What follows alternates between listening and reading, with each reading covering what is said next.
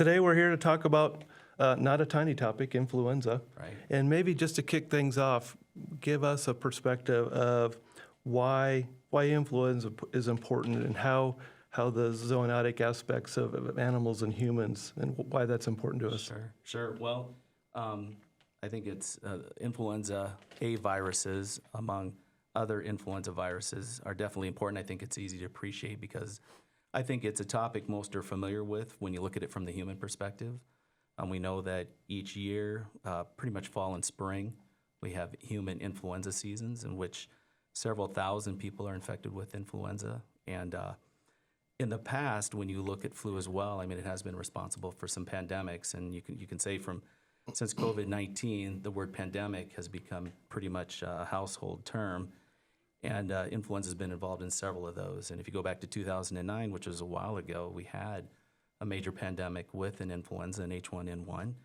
And actually, that virus was highly connected to the influenzas that are circulating in pigs. And so when you think about flu in general, there are multiple different species that can be infected with the virus. And what we deal with most at our diagnostic lab is pretty much with the swine pathogens is the majority of the cases we receive. So influenza from the swine perspective is one of the top 3 causes of respiratory disease in that species as well. And then what's really interesting with particular subtypes of influenza, which we might get into a little bit more later, the H1 and the H3s, those viruses can be shared between pigs and people. And then you get into the term of the zoonotic infections and how those are pathogens that can go from animals to humans. And flu is probably one of the better known pathogens or viruses that can actually do that.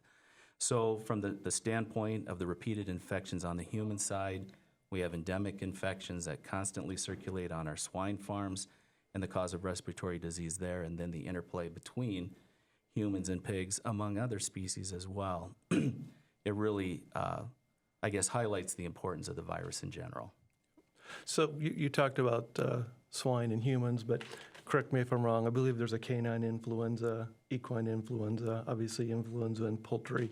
And so are these the same viruses that are in all these species or different subtypes, or maybe talk briefly about the diversity within different animal types? Sure. Influenza A viruses are known to infect multiple different species.